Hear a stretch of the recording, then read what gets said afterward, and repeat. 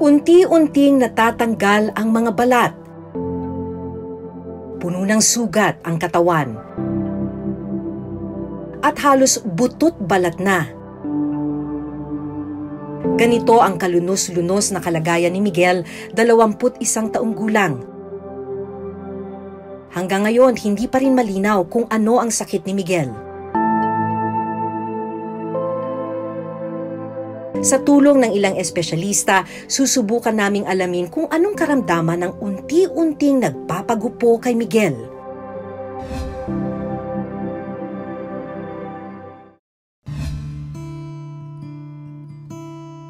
Sa loob ng mahigit 7 taon, ang maliit na silong na ito sa sulok ng kanilang bahay ang nagsisilbing kwarto ni Miguel. Hindi na rin siya nakakalabas ng bahay. Pinayagan kami ni Miguel at ng kanyang mga magulang na makausap siya. Mukhang masakit yung balat mo. Kung hinahawakan ng mahigit ng hugot. Pag mahigpit, masakit? Oo. Paano pag nakahiga ka? Nani lang, kirmi. Alalay lang. Doon ko na rin nalamang hindi na pala nakakakita ang binata. Mula noong 10 years old ako. Ganun na ba katagal? Ano siya, nagsara o biglang nawala na lang? Dahan-dahan nga nawala.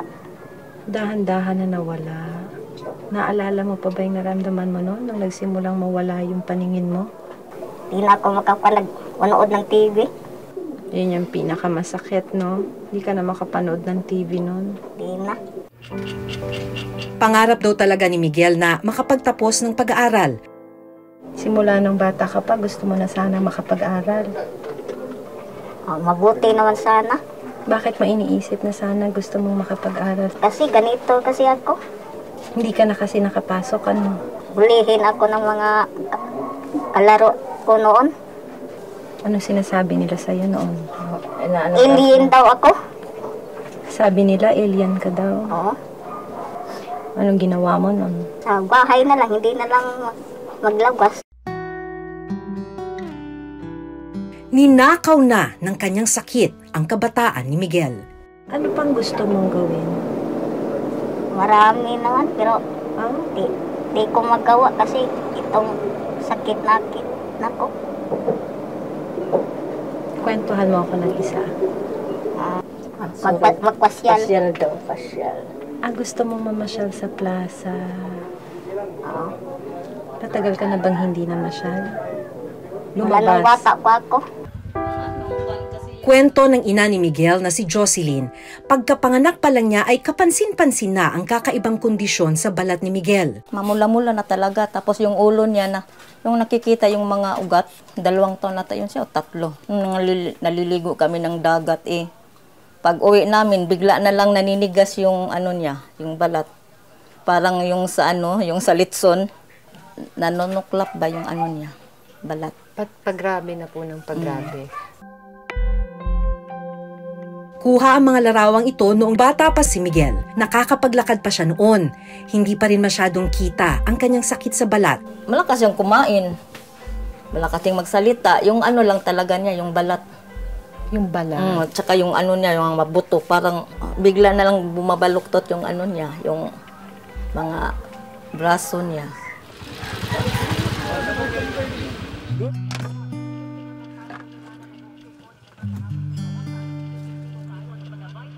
Ang tanghalian ni Miguel ngayon, kanin at inihaw na baboy.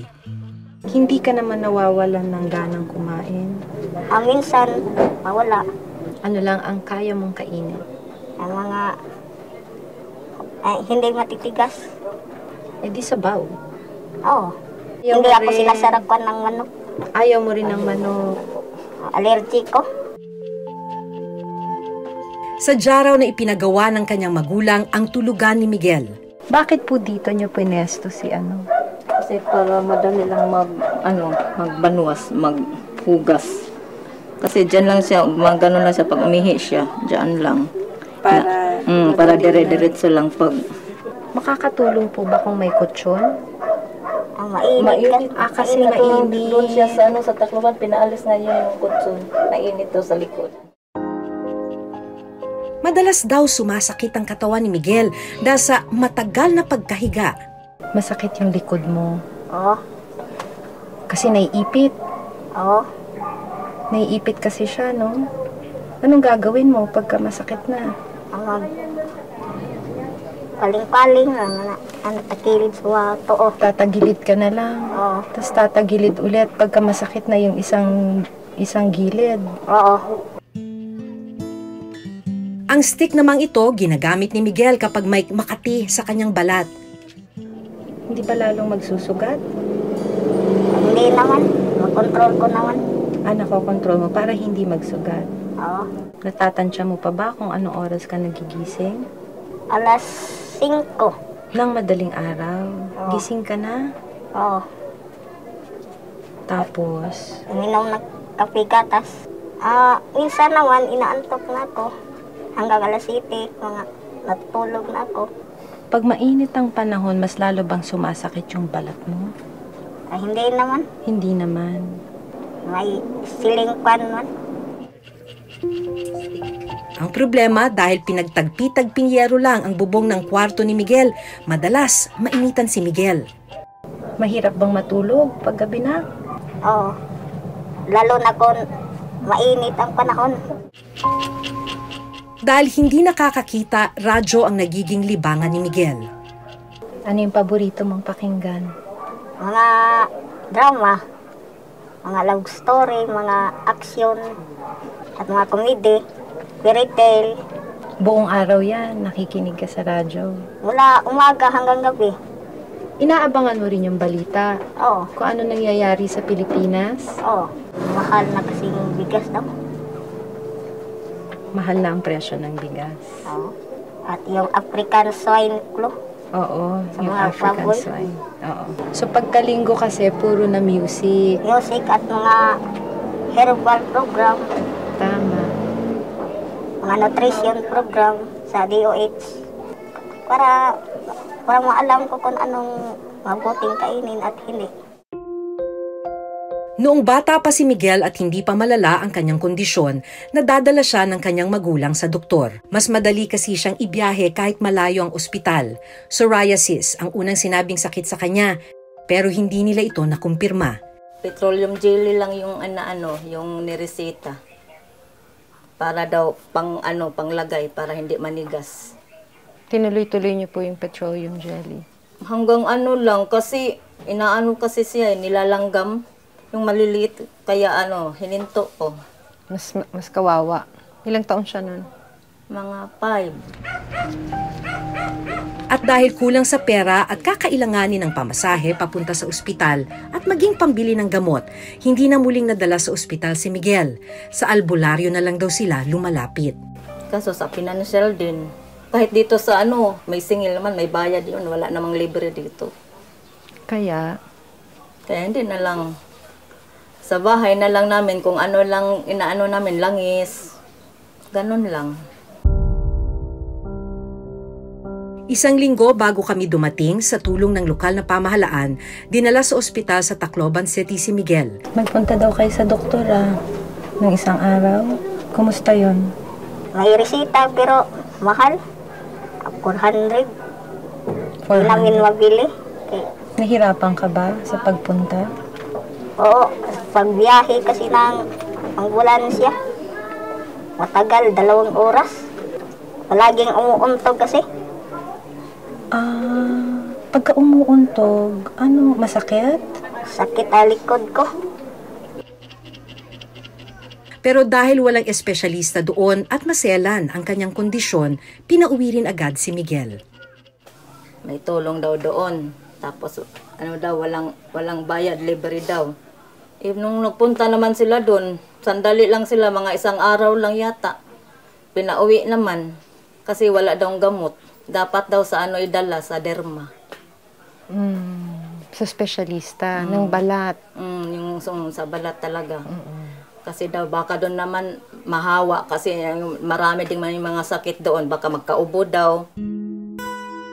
Hindi ko inasahan ang sasabihin niya sa akin. Nagdadasal ka ba? Oo.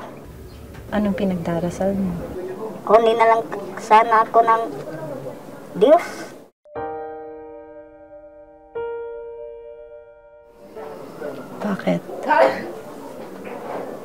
Ako'y naman God. Pagod ka na. Oo. Itong buhay ko, napapagod ako sa aking buhay. Matagal na ako nga dito. Nawalan ka na ng pag-asa? Nawala na kasi. Wala. Dahil sa katagal nang naghintay ko nga. Gusto mo naman syempreng gumaling pa din. Milagro na lang. Wala kasing gamot ang sakit ko. Nitong October 2, kinuhanan na ng skin sample si Miguel para sa gagawing laboratory test. Mula Ormoc, ibinyahe ang skin sample sa Maynila ng LGU ng Ormoc City. Matapos ang pagsusuri sa tissue sample na mula kay Miguel, natukoy na ang kanyang sakit.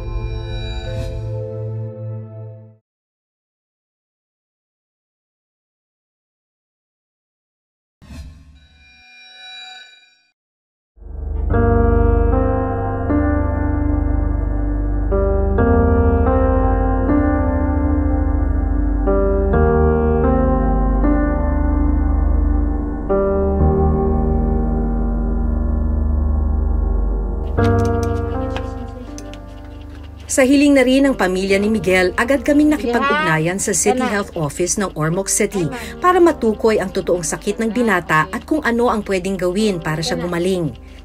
Ngayon nyo lang po nalaman yung case ni Miggy. To be specific, just today. So I called the nurse coordinator on leprosy kung nakita nila ito. So she told me that the father went to the Kilatis Kotis activity last September 6, showing to them the picture. Hoy, sakit?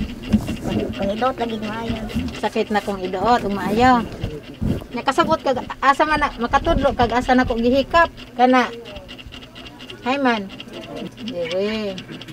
Pagkatapos ng ilang minutong check-up kay Miguel, ang hinala ng city doctor, may leprosy o ketong ang binatilyo. When I got the history that yung mother is nag-positive clinically, I was already suspecting this might be a leprosy case. If this is really a leprosy case, this is a very late stage. We have all the deformities which is permanent. No more toes, the limbs are already hard, no more fingers, the patient is already blind, so this is a very late stage or having severe complications already. But when I do my testing, the patient is still very sensitive to the skin prick test, no? Meaning there is no loss of sensation, meaning to say this is not very specific for a leprosy case because in leprosy, Dapat wala na siya. dapat walang sensation, wala nang maramdaman, lalo na sa ganitong stage. Gayunman, kailangan pa raw ng mas malalim na pagsusuri kay Miguel para matiyak kung ano talaga ang kanyang sakit. Pero dahil kulang sa mga pasilidad ang City Health Office, hindi pa nila ito magagawa. This might be an autoimmune disease, so the patient needs a specialist for this. Siguro kung may maitulong man, kung sino may magandang loob na makatulong. Specialist. Yeah, specialist talaga for autoimmune disease and also a dermatologist on how to manage this case. Hindi ho ito kakayanin Ng City Health? Ng City Health. Hindi po. Hindi po. Hindi po. Bakit po? Dahil Kasi kulang kami sa mga laboratory exams to further evaluate the case, no? Opo. Kasi yung training namin for the skin diseases only for leprosy. For the other diseases, kulang kami sa laboratory. What kind of tests does he need, ma'am? Kung halimbawa kailangan ng further tests. Siguro sa mga espesyalista na lang yun, ma'am. Oo, sila Sila kasi yung pagka yung pagkulang ng mga specialized. Yeah, Yun yung mahirap. Oo. Kasi ma'am, sa public health kasi, preventive side lang kami. Oo. Pag ganito na kasi, this is more on the curative side. So, dapat sa hospital na ito na management. Kaya kami sa public health, since we are more on the preventive side, doon lang kami sa mga basic laboratory examination. But further laboratory examinations needed for complicated cases, that's beyond our capacity already. Bilang paunang lunas nito lamang October 1, muling pinuntahan ng City Health Office kasama ang pamahalaang panglungsod ng Ormoc, si Miguel, para bigyan ng ilang ointment at cream na posibleng magtanggal ng pangangati sa kanyang balat. So kung kuwang pa, bawal na si Kapitan o sa center para makatagal ng bago na set na matambal. Inilapit namin ang kaso ni Miguel kay Dr. Grace Beltran ng Philippine Dermatological Society. Namamaluktot na yung mga limbs niya, no? Hindi niya na maidiretso. It should be a disease that can cause contraction deformities. We ask for a skin biopsy kasi malayo siyang lugar na hindi natin mapupuntahan ng madalian. Kaya mas maganda kumuha na lang tayo ng piece of skin at ipabiopsy na lang natin. Harold! Kumusta na, Harold? Nitong October 2, sa tulong ng City Health Office ng Ormoc at sa permiso na rin ng kanyang mga magulang, kinuhanan na ng skin sample si Miguel para sa gagawing laboratory test. Gusto rin daw kasi nilang malaman ang totoong sakit ng anak. Ang biopsy kasi will be able to view the skin in a 3D dimension. Makikita niya yung mga changes doon, kung ano yung mga blood cells na nandoon, ano yung mga pattern, gano'n, no? Kaya mas masasabi kung ano talaga yung sakit ng pasyente. Mula Ormoc, ibinyahe ang skin sample sa Maynila ng LGU ng Ormoc City. Yung assist sa binibigay namin sa kanila ngayon, kung ano yung kailangan niya, yun ang ina-assist sa kanya. So siguro with this skin sample, tignan natin kung anong magiging findings nila at kung kailangan ng tulong kahit financial, we can always give that. Agad namin itong dinala kay Dr. Beltran para masuri.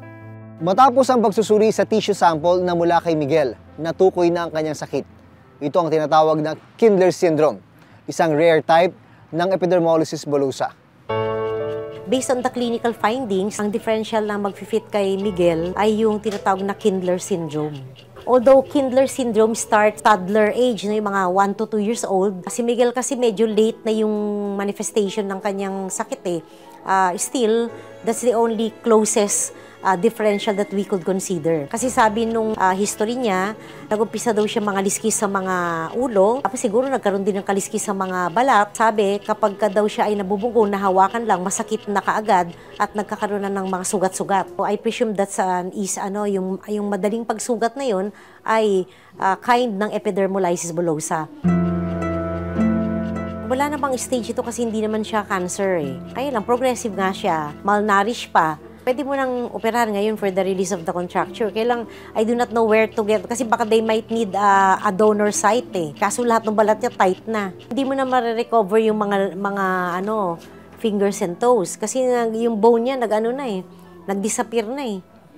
Because of the skin, hindi makatubo yung buto, gawa ng nababanat ng balat pa balik. Hindi naman mamamatay yan sa surgery kung maaagapan agad. Tsaka yung dapat nutrition muna. Pero kasi ang Kindler syndrome medyo mas grabe compared sa ibang epidermolysis bullosa. Kaya lang kung with proper care, siguro mapapalawig mo pa yung buhay.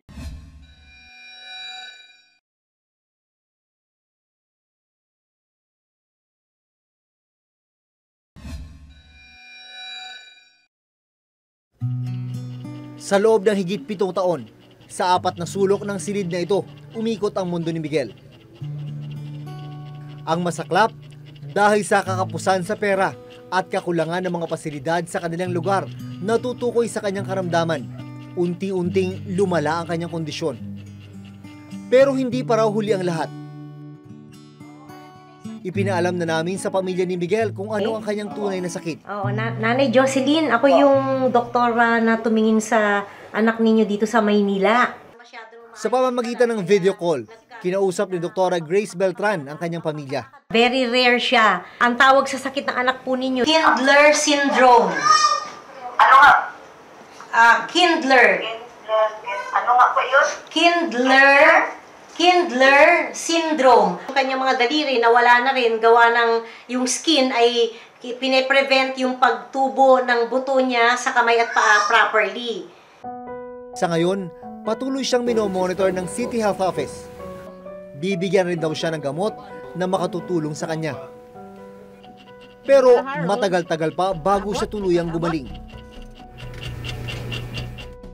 Sa maikling panahon na nakausap ko si Miguel, sa kabila ng kanyang matinding sakit, pinahanga niya ako sa kanyang talino at katatagan. Ano pang gusto mong gawin? Magpasyal. Pasyal daw, pasyal.